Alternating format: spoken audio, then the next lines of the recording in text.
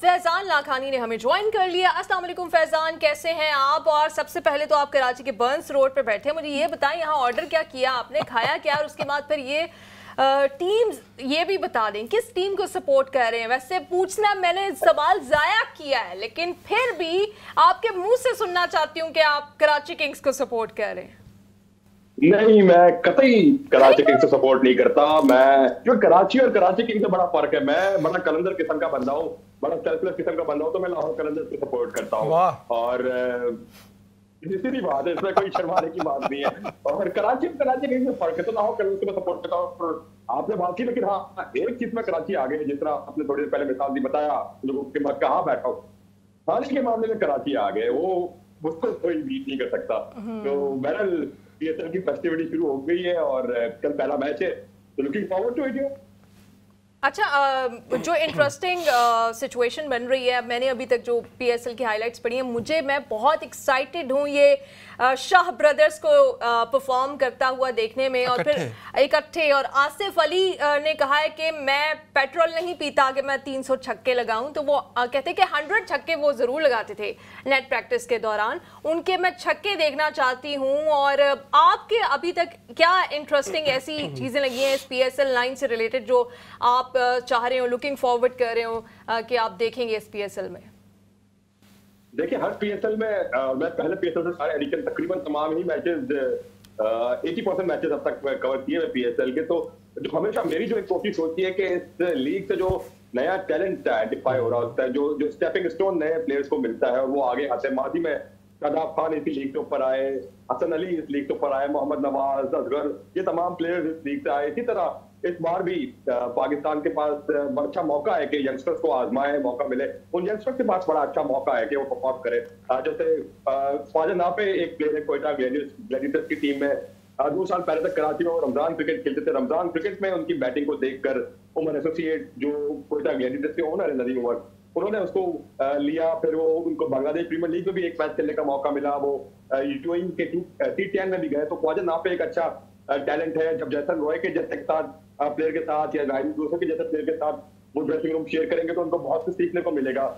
इसी तरह कलंदर के डेवलपमेंट प्रोग्राम, जिससे माजी में हारिस रऊफ जैसा टैलेंट पाकिस्तान को मिला, जमान खान जैसा टैलेंट पाकिस्तान को मिला, इस बार सैयद फरीदुन एक left arm China man spinner है, वो लाहौर कलंदर्स की तरफ से एक्शन में होंगे। और जो एक बिग बैश का मैच खेलने को मौका मिला है, कलंदर्स की अपनी प्रोडक्ट हर साल एक नई आती है, वो देखने का बड़ा अच्छा मौका मिलता है। इसके अलावा कुछ ऐसे प्लेयर्स हैं जो अभी हाल ही में अंडर 19 पाकिस्तान टीम का हिस्सा रहे, वो भी पाकिस्तान सुपर लीग की मुख्तलिफ टीमों में है। जिस तरह आपने शाह ब्रदर्स की बात की, उबैद शाह इस्लामाबाद यूनाइटेड के साथ है, उनके बड़े भाई नसीम शाह और एक और भाई उरेन शाह भी इस्लामाबाद का हिस्सा है।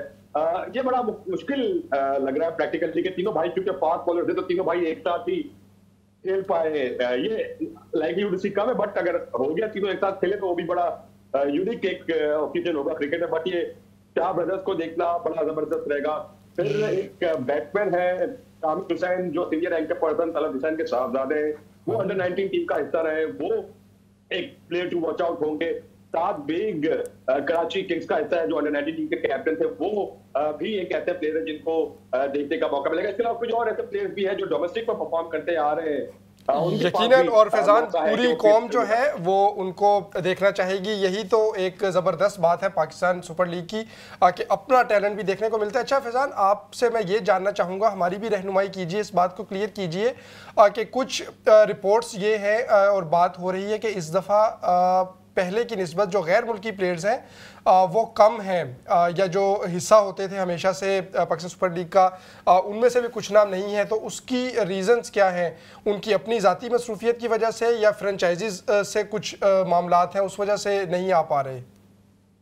नहीं, फ्रेंचाइजी से तो कोई मामलात नहीं है। यहाँ पे ये इतनी ज्यादा लीग जब हो चुकी है दुनिया भर में कि प्लेयर्स पे वर्कलोड काफी हो गया है। अभी आप देखें ना, अभी पीएसएल शुरू होने वाला है और यूएई की लीग जारी है। इससे कुछ अर्सा पहले तक साउथ अफ्रीका की लीग, बांग्लादेश की लीग, ये सब कुछ ऊपर नीचे एक दूसरे के साथ क्लैश हो रहा है, ये सारी चीजें चल रही है। तो प्लेयर्स बहुत सारी जगहों पे मसरूफ है। अब दुनिया भर में मेरे ख्याल से अब यही ट्रेंड आते जा रहा है कि प्लेयर्स 2-3 लीग का इंतखाब करेंगे बोर्ड्स की तरफ से। जैसे पाकिस्तान क्रिकेट बोर्ड तो ये पॉलिसी इंट्रोड्यूस कर चुका है कि PSL+2 लीग जो कॉन्ट्रैक्ट प्लेयर्स होंगे, तो प्लेयर्स के लिए वर्कलोड मैनेज करना भी बड़ा मुश्किल होता जा रहा है। और चूंकि पीएसएल के फौरी बाद आईपीएल है। आईपीएल ऑफ कोर्स एक बहुत बड़ी लुक्रेटिव लीग है, उसका पैसा भी ज्यादा है, तो कुछ प्लेयर्स ऑफ कोर्स ये भी चाहते हैं कि वो आईपीएल से पहले अपने आप को फ्रेश रखें, अपने आप को ज्यादा ये कह लें कि थका ना ले, एग्जॉस्ट ना कर दे। तो ये एक रीजन अपनी जगह बहरहाल मौजूद है कि प्लेयर्स। लेकिन आपको नहीं लगता कि फैजान बहुत ज्यादा इन्वॉल्व है वक्त के साथ साथ, अब पहले हमें होता था कि भाई इंटरनेशनल प्लेयर्स आए, लेकिन अब हमारे अपने जो नए प्लेयर्स भी आ रहे होते हैं, इमर्जिंग टैलेंट भी आ रहा था, हम उनको देखने के लिए इतने एक्साइटेड होते हैं कि अब हमें शायद किसी हद तक ये मैटर करता नहीं है कि इंटरनेशनल प्लेयर्स आ रहे हैं या नहीं आ रहे। अच्छा, ये जो रोटी गैंग है वो भी इस बार थोड़ा सा स्कैटर्ड दिखाई दे रहा है और ऑन पेपर ही इस वक्त तक बात की जा सकती है। मुझे ऐसा क्यों लग रहा है कि Islamabad United on paper strong है, या आप ऑब्वियसली ज्यादा स्टैट्स वगैरह देख रहे होते हैं, कौन आपको ज्यादा स्ट्रांग दिखाई दे रहा है? देखिए, इस्लामाबाद यूनाइटेड अपने कार्ड्स ड्राफ्ट में बड़े अच्छे तरीके से खेले, प्लेयर डिफेंशन में काफी अच्छी की। बट यहाँ पे मुझे बहरहाल ये लग रहा है कि जिस तरह आपने बात की, PSL is now all about utilising your local talent. जिसका लोकल टैलेंट ज्यादा अच्छा होगा पीएसएल में, वो टीम ज्यादा अच्छा परफॉर्म करेगी, वो टीम ज्यादा कामयाब होगी।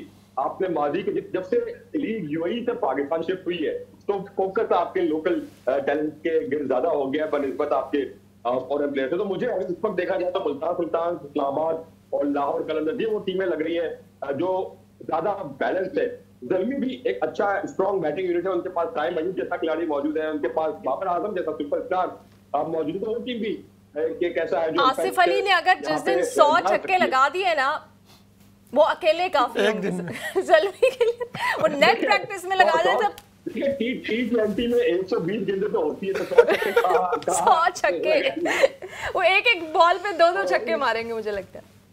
देखिए, हमें एक और चीज अंडरस्टैंड करने की जरूरत है कि आसिफ अली हो गए या आजम खान हो गए या साहिबजादा फरहान हो गए या खुर्जिल शाह हो गए या ताइम अयूब हो गए, इनफैक्ट इन प्लेयर से हम वो एक्सपेक्ट नहीं कर सकते जो हम बाबर और रिजवान से एक्सपेक्ट करते हैं, और जो बाबर और रिजवान से एक्सपेक्ट करते हैं वो इन प्लेयर से हम एक्सपेक्ट नहीं कर सकते। ये सारे प्लेयर्स या इवन फखर जमान, ये हाई रिस्क प्लेयर है, ये रिस्क लेते हैं, ये हर तीसरे गेंद पे रिस्क लेते हैं छक्का मारने के लिए। जब आप ज्यादा रिस्क लेंगे तो आपके पास आउट होने का चांस भी ज्यादा होगा। जब आप स्टेडी इनिंग खेलते हैं, जब आप वो कहते हैं ना कि ग्राउंड शॉट सिंगल डबल वाली इनिंग खेलते हैं, जैसे बाबर या रिजवान का जो गेम है, तो उसमें आउट होने के चांसेस कम होते हैं। तो जो प्लेयर जितना हाई रिस्क प्लेयर होगा, उसके आउट होने के चांसेस भी उतने ज्यादा ही होंगे।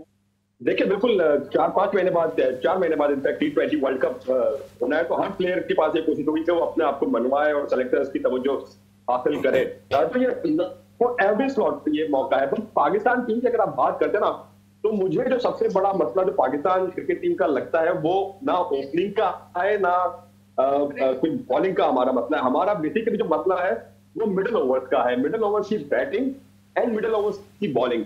हम यहाँ पर अपनी गिरफ्त को लूज कर जाते हैं। ये व्हाइट बॉल क्रिकेट में पाकिस्तान टीम के साथ बड़ा मसला है। हम अच्छा आगाज करने के बाद उसको एक्सेलरेट 7वें ओवर के 15वें ओवर के दरमियान उस तरीके से नहीं कर सकते जहां हम 30-35 रन हम या 20 रन 25 रन हम इजाफी बना सकते हैं, या हम बॉलिंग में जो इक्का दुक्का विकेट मिडिल ओवर्स में निकालनी होती वो हम नहीं निकाल पाते, अगले बैटर को एडजस्ट होने का मौका मिल जाता। तो ये जो मिड फेज ऑफ इनिंग्स है ना, बॉलिंग और बैटिंग दोनों, ये पाकिस्तान टीम का एक मसला है जो पाकिस्तान को हॉन्ट कर रहा है व्हाइट बॉल क्रिकेट में, T20 में खास तौर पर। दुरुस्त। अच्छा फैजान, यकीनन प्लेयर्स के हवाले से भी गुफ्तगू हो रही है, मजीद भी करेंगे।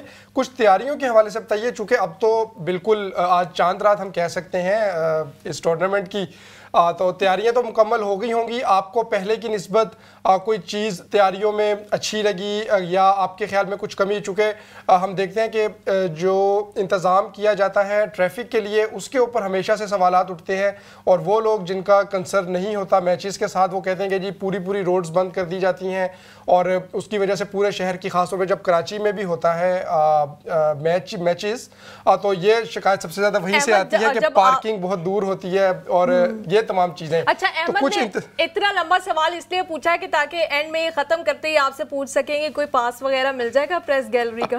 कोई टिकट का है चांस? कोई देख लेते हो चांस मिल रहा है, टिकट कराए में पहुंचे कराची का ट्वीट आप सब देख लीजिएगा। बट अहमद शाह ने जो बात की ना, ठीक है, प्रॉब्लम ये है कि जितने भी ये विजिटिंग क्रिकेटर्स होते हैं, चाहे पीएसएल के हो चाहे इंटरनेशनल क्रिकेट सीरीज के लिए हो, इनको स्टेटस हासिल होता है वीवीआईपी, प्रेसिडेंशियल स्टेट गेस्ट का स्टेटस हासिल होता है। जब आप स्टेट गेस्ट आप होते हैं तो उसके कुछ सिक्योरिटी प्रोटोकॉल है जो हर जगह होता है। अभी recently Pakistan team world cup के लिए इंडिया में थी, तो पाकिस्तान टीम के सिक्योरिटी प्रोटोकॉल भी कुछ थे। टीम जब ट्रेवल करती थी तो रोड, और अब हमें ये चीज मानना पड़ेगा कि अब बहुत स्मूथ हो गया है। अब रोड सुबह से लेकर शाम तक बंद नहीं होते। एक छोटा एरिया होता है जो ऑफकोर्स रिस्ट्रिक्ट होता है टीम की मूवमेंट के टाइम पे, ऑफकोर्स 7 मिनट पहले और 3 मिनट बाद तक वो रूट बंद होता है। बाद में जब टीम गुजर जाती है सब खुल जाता है। कराची की मिसाल तो जो कराची से जो हजरात वहां के, अब तो स्टेडियम के साथ वाली सड़क भी ट्रैफिक के लिए खुली होती है। सिर्फ एक जो स्टेडियम के ऊपर से एक ब्रिज जा रहा होता है उसका एक ट्रैक बंद किया जाता है। उसके अलावा आहिस्ता आहिस्ता, क्योंकि देखिए बड़ी मुश्किलों के बाद पाकिस्तान में क्रिकेट वापस आई है, तो मरहलावार चीजें स्मूथ होती रही है। पहले बहुत ज्यादा सकती थी। पहले जब मैं लाहौर जाता था तो लिबर्टी राउंड अबाउट से पहले एक और राउंड अबाउट होता था, शायद जिसको हुसैन चौक कहते हैं लाहौर में, जहाँ पे छोटे सी पीछे जाके बने हुए ज्वेलरी शॉप, हम वहां से पैदल आते थे स्टेडियम के लिए। बिल्कुल। आज हम गाड़ी मेन बिल्डिंग तक ले जा सकते हैं, फार एंड बिल्डिंग ले जा सकते हैं। कराची में जब पहले मैचेस होते थे तो हम अगर जो गुलिस्तान जौहर से आते थे तो डालमिया से हमें गाड़ी पार्क करके वहां से शटल में आना पड़ता था, या आसान हॉस्पिटल से पैदल आना होता था, या कार साथ से पैदल आना होता था। आज हमारी गाड़ी स्टेडियम के अंदर पार्क होती है। तो बहुत सारी चीजें अब इतनी हो चुकी है, आहिस्ता आहिस्ता बिल्कुल रूटीन हो जाएगा, नॉर्मल हो जाएगा।